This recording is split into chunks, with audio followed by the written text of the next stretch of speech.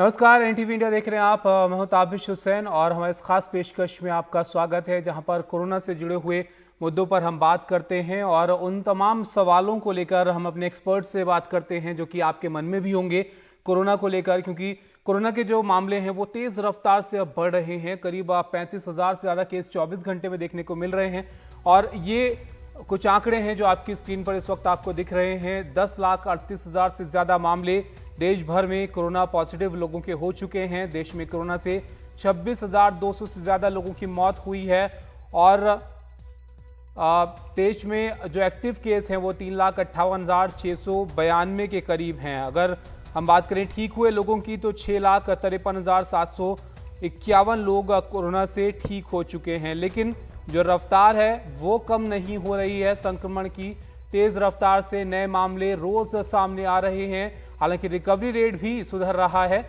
और इससे एक उम्मीद है कि जल्द जो सही होने वाले लोग हैं वो उनकी तादाद और बढ़ेगी और स्थिति और ज़्यादा सामान्य होने की तरफ बढ़ेगी। आज इस पर बात करने के लिए हमारे साथ दो खास मेहमान हैं। डॉक्टर नरेश त्रेहान हैं, चेयरमैन एमडी मेदांता अस्पताल, और डॉक्टर राजेश मल्होत्रा हैं, chief corona facility trauma centre AIIMS. Sir, आप दोनों का बहुत स्वागत है हमारी इस खास पेशकश में।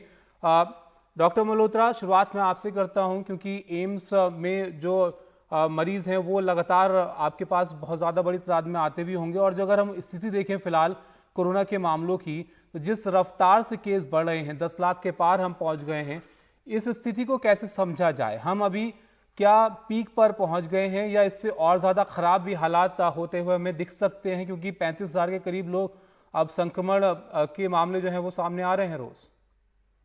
तो आपकी बात बिल्कुल ठीक है कि देश भर में इसके मामले बढ़ रहे हैं, लेकिन दिल्ली में हमने देखा है कि जो संक्रमण है और जो भर्ती होने वाले पेशेंट हैं उनकी संख्या काफी कम हुई है। जहां की 3 से 4 हफ्ते पहले हमारे पास में 220 तक जो है भर्ती पेशेंट्स की संख्या पहुंच गई थी, आज की डेट में वो 150 के आसपास है, बल्कि 150 से भी कुछ कम है। इसके अलावा जो वेंटिलेटर पे पेशेंट है उनकी संख्या भी कम हुई है। तो दिल्ली में मुझे ऐसा लगता है कि संख्या कम हुई है, कर्व जो है फ्लैट होके, और इवन जो हमारे यहाँ पे छाती की, खांसी की और दूसरी तकलीफों के साथ ILI क्लिनिक में बुखार के साथ आते थे, जहां एक दिन में वो संख्या 450 तक पहुंच गई थी, आज की डेट में वो करीब 250 पेशेंट आ रहे हैं। तो डेफिनेटली दिल्ली में कुछ हद तक जो है प्रॉब्लम कंट्रोल में है और केसेस कम नीचे आने शुरू हो गए हैं। लेकिन बाकी जगह जहां पे अभी शुरुआत है या ज्यादा केसेस नहीं है, ऐसा एक्सपेक्टेड है या अनुमान लगाया जा सकता है कि वहां शायद संख्या अभी बढ़ेगी। डॉक्टर त्रेहन, आपको भी ऐसा लगता है कि केस तो बढ़ रहे हैं लेकिन जो ज्यादातर लोग हैं उन्हें ICU की जरूरत नहीं पड़ रही है? नहीं, देखो, केसेस तो बढ़ रहे हैं पर आपको इसका पैटर्न भी देखना है। पहले केसेस मुंबई और दिल्ली में बढ़ रहे थे बहुत रफ्तार से, अब वहां पे स्लो डाउन हुआ है। अब दिल्ली में भी कुछ कम दिखने लगे हैं, बट साउथ जिसमें कम था, जैसे कर्नाटका में नहीं था, तमिलनाडु में कम था, केरला, ये सब स्टेट्स में कम था, तेलंगाना। सो अब वहां पे बहुत जोरी से तेजी से बढ़ रहा है। आप देख रहे हैं कि कितने केसेस आ रहे हैं, तो इसका पैटर्न शिफ्ट हुआ है। और इसके क्या कारण है? कई कारण हो सकते हैं, पर एक कारण ये है कि क्योंकि दिल्ली और मुंबई में जब इतनी तेजी से फैला, लोग अपना ख्याल रखने लगे, लोग कॉन्शियस होने लगे कि भाई इससे बचना है। जहां पे कम था, लोगों ने वहां पे थोड़ा अपना ब्रवाडो दिया कि भाई हमारे यहाँ तो है नहीं ज्यादा, तो लापरवाही हुई। अब उसकी वजह से हुआ ऐसा कि और भी कई कारण है, ये नहीं पता, पर ये जरूर है, इससे एक लेसन हमें मिलता है। वो लेसन ये सीधा है कि देखो भैया, ये बिल्कुल दिखता नहीं है, ये दुश्मन, ये बहुत बहुत ही खतरनाक है। तो चाहे कुछ भी हो रहा हो आपके आसपास, आप अपना ख्याल, अपनी प्रोटेक्शन, उसके 3 गुण आपको दिए गए हैं, वो धर्म आपको अभी भी करना है और हो सकता है आने वाले 6 महीने, साल तक करना पड़े। तो ये नहीं है कि चलो जी यहाँ तो कुछ कम हो रहा है, मैं मास्क उतार के मैं जाके वहां बाहर लोगों से रेस्टोरेंट में मिलूं या कहीं मिलूं, नहीं। आप जब लापरवाही होगी, ये संक्रमण बढ़ता ही जाएगा। अगर जो हम एज ए कंट्री, हम एज ए लोग, हिंदुस्तान के सारे लोग ये समझ जाएं कि इसको हराने का एक ही तरीका है आज। हाँ, ये बात सही है कि 85% को माइल्ड हो रहा है, इसका मतलब ये नहीं कि होना चाहिए, इससे रिकवरी में भी बहुत टाइम लग जाता है। आप नेगेटिव हो जाएं, वायरस मर गया, फिर भी उसके आफ्टर इफेक्ट्स बहुत लंबे होते हैं। तो ये किसी को ये इनवाइट नहीं करना चाहिए अपने आप के लिए कि भी हाँ मेरे को हो गया, कोई बात नहीं। इससे आपको होगा, फैमिली को होगा, बुजुर्गों को होगा, बच्चों को होगा। तो ये हमें दिमाग में बैठा लेना है, अपने जहन में बैठा लेना है कि जब तक ये बिल्कुल दुनिया से खत्म ना हो जाए तब तक हमें चौकन्ना रहना है। लेकिन डॉक्टर त्रेहान, एहतियात की हम बात कर रहे हैं, कई सारे तरीके भी बताए जा रहे हैं और कोरोना को लेकर भी हर रोज हमें नई तरह की खबरें सुनने को मिलती हैं कि अब आपको किन तरह की स्थिति से बचना चाहिए, आपको बाहर नहीं जाना चाहिए, और उन तमाम चीज़ों पर भी हम बात करेंगे। लेकिन जो मौजूदा स्थिति है, इतनी रफ्तार से जो मामले बढ़ रहे हैं, आपने जिक्र किया बड़े शहरों का, वहां पर जरूर जो रफ्तार है वो कम हुई है, लेकिन 35,000 के करीब रोज मामले आना, क्या और ज्यादा बढ़ते हुए आप इसको देखते हैं, या यहां से अब स्लो डाउन आपको लगता है कि होगा, क्योंकि अब ऑलरेडी हम बहुत ज्यादा तेजी पकड़ चुके हैं कोरोना के मामले में? नहीं, देखो ऐसा है कि अभी पीक की तरफ हम बढ़ रहे हैं, पीक अभी आई नहीं है। अब पीक हमारे को ऐसा एहसास है कि और 2-3 हफ्ते में पीक की तरफ चलते जाएंगे, ये आज अनुमान है। उसके बाद जिन एरियाज में जैसे मुंबई और दिल्ली है कि हो सकता है कि आहिस्ते आहिस्ते कम होते होते ये एंड ऑफ सितंबर अक्टूबर में हमें राहत मिल सकती है। इन एरियाज में जिनमें अब शुरू हुई है उनकी जो पीक थोड़ा लेट आएगी और उनकी रिकवरी भी थोड़ी लेट होगी। तो ये जो है पीक पहले चढ़ेगा अभी।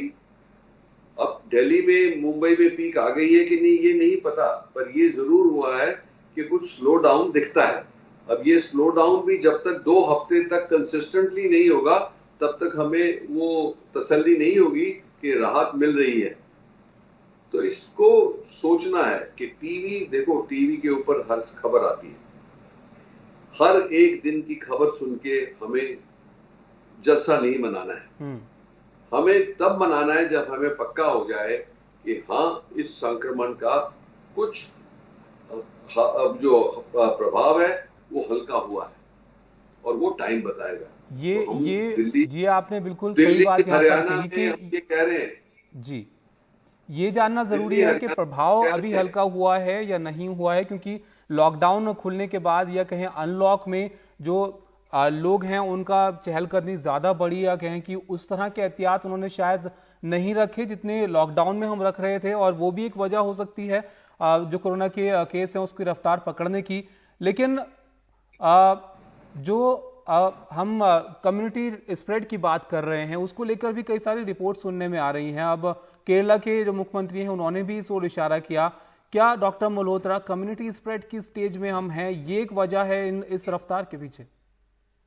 देखिए, ऐसा है कि कम्युनिटी ट्रांसमिशन के बहुत सारे क्राइटेरिया है। एक तो जैसे जो कॉमनली कहा जाता है कि अगर आपको कोई उसका सोर्स ट्रेस नहीं होता है तो आप कहते हैं कि कम्युनिटी ट्रांसमिशन है। लेकिन इसके कुछ और एंगल भी हैं जिसको कि जैसे सीरो सर्विलेंस कहते हैं, कि आप कम्युनिटी में आप सैंपल लीजिए ऐसे लोगों का जो बिल्कुल नॉर्मल है और आप उनको टेस्ट करें और उसमें आपको पॉजिटिव मिले, और आप हाई रिस्क केसेस ले जैसे जिनको कि फ्लू लाइक इलनेस है और उनको आप टेस्ट करें, और फिर आप ये देखें क्या इन दोनों पॉपुलेशन में कितना अंतर है।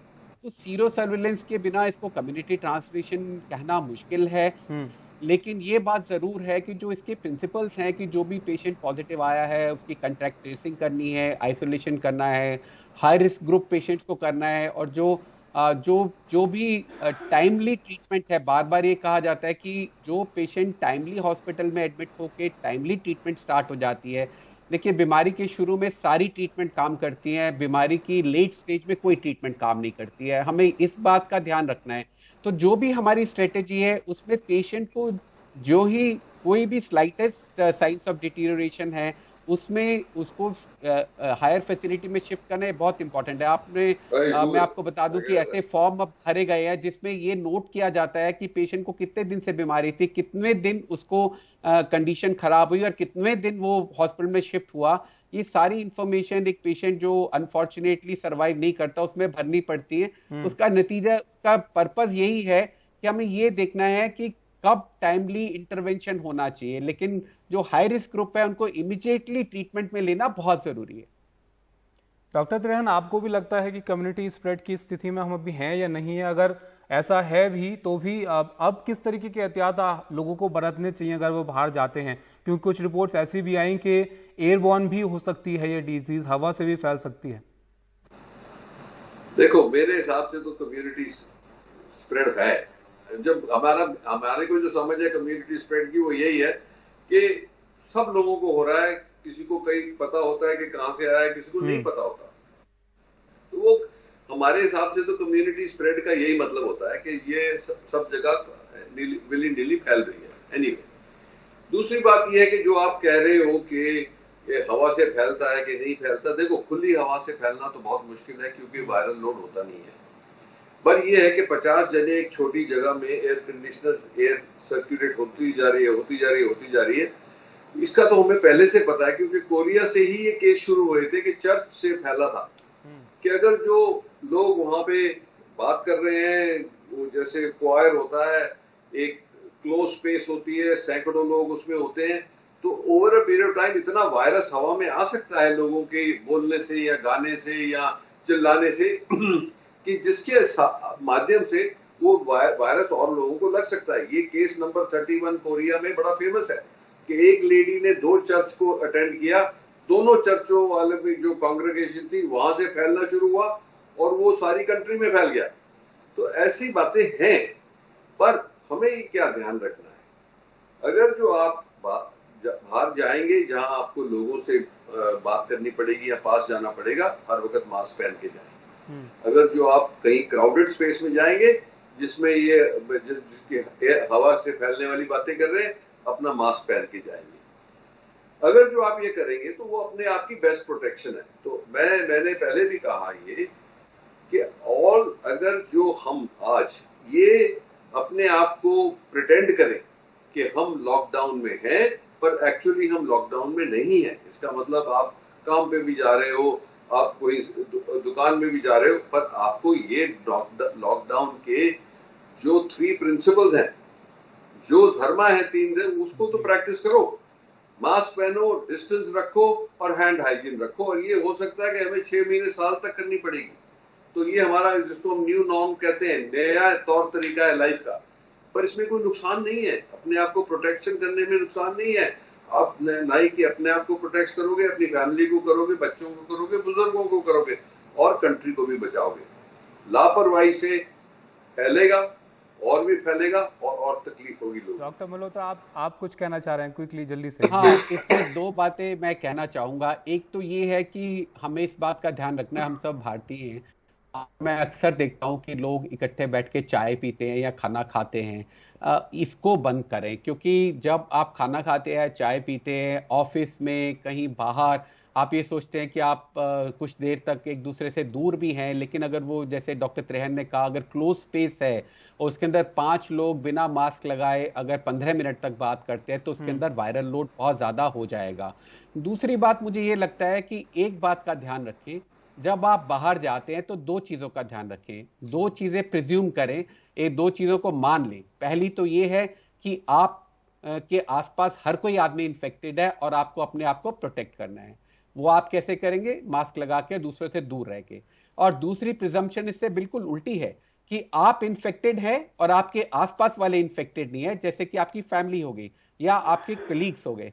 तो आप अगर हर समय ये ध्यान रखें कि आप इन्फेक्टेड है तो आपको दूसरों को बचाना है, अगर आपके पास दूसरे इन्फेक्टेड है तो आपको अपने आप को बचाना है, तो मुझे लगता है इसकी कंप्लायंस कुछ बढ़ जाएगी, जिसमें कि लोगों को, चाहे आपका जितना ही घनिष्ठ मित्र हो, आप उसके साथ में गप मारना मास्क नीचे करके। और ये हम देखते हैं कि ये जो कंप्लायंस है मास्क की, ये this guard is being let down, जो हम अपना सुरक्षा कवच है इसको बीच बीच में हमारे साथी लोग ढीला कर देते हैं। और ये तौर तरीकों को थोड़ा सा बदलना होगा। डॉक्टर मल्होत्रा, आप भी इसी तरफ बात कर रहे हैं और डॉक्टर त्रेहान भी इसी बात का जिक्र कर रहे थे कि जो न्यू नॉर्मल है उसको आपको अपनाना होगा। वो बेहतर है, क्योंकि जितना आप एहतियात बरतेंगे वो ज्यादा आपके लिए भी बेहतर होगा, आपसे जुड़े हुए लोगों के लिए भी बेहतर होगा। लेकिन डॉक्टर मल्होत्रा, अगर हम अभी की स्थिति के बारे में बात करें तो अब हमें किस तरीके से बर्ताव करना चाहिए? बहुत सारी बातें सामने आ रही हैं, लोगों को इसको लेकर भी थोड़ा सा कंफ्यूजन है। हर्ड इम्यूनिटी की हम बात कर रहे थे, लेकिन अब रिपोर्ट्स हैं कि जो एंटीबॉडीज हैं वो 1 महीने से ज़्यादा तक नहीं शायद रुकती हैं। तो क्या जो कोरोना से ठीक हुए हुए लोग हैं वो 1 महीने बाद फिर से संक्रमण की जद में आ सकते हैं? इसका मतलब ये है? नहीं, मैं ये नहीं समझता। अगर ऐसा होता तो दुनिया भर में अभी तक दोबारा संक्रमण के मामले आगे होते। देखिए, ऐसा है कि बॉडी की जो इम्यून रिस्पांस है बहुत कॉम्प्लेक्स है, और हम जो एंटीबॉडी मेजर कर रहे हैं वो कितनी एंटीबॉडीज हैं, उसमें कितनी न्यूट्रलाइजिंग एंटीबॉडी है, ये टेस्ट करना बहुत मुश्किल है। लेकिन हम जो दूसरी जो इसकी हमारी प्रोटेक्शन है, जिसको हम सेल मेडिएटेड इम्यूनिटी कहते हैं, तो नेचर ने हमें बहुत सारे ऐसे तरीके दिए हैं बीमारी से लड़ने के।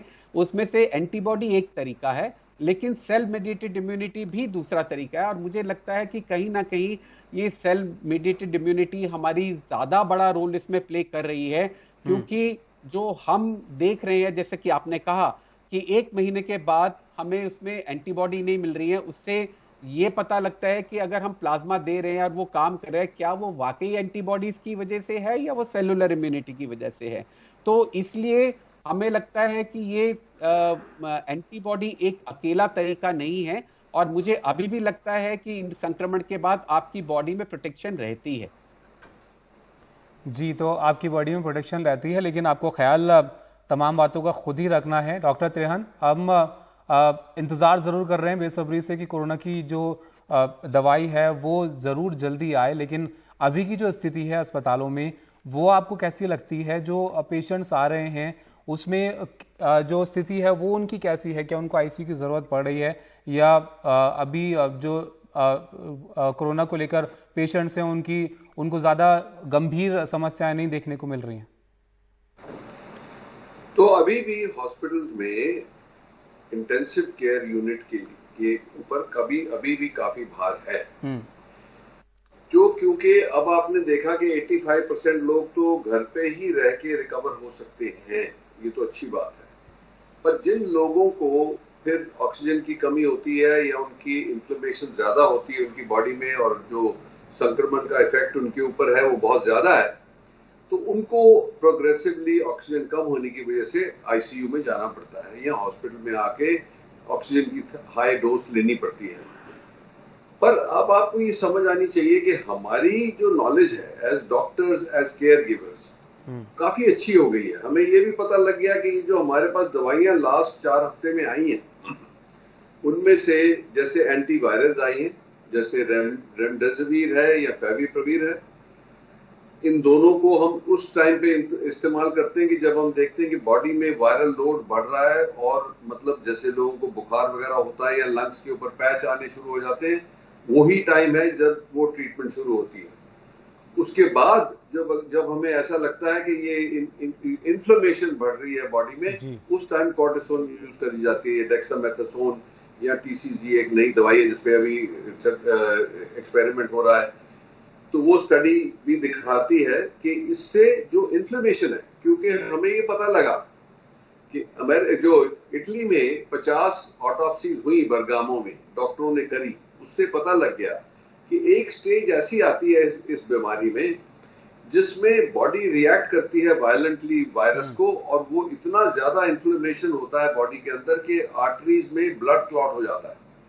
तो वो भी पता लग गया हमको। उसकी हेल्प से अब ब्लड थिनर भी दे देते हैं, कॉर्टिसोन भी देते हैं ठीक टाइम पे, और उससे पहले जब वायरल लोड बढ़ रहा है तो वायरल लोड के एंटीवायरल देते हैं। इससे बहुत फायदा हुआ है।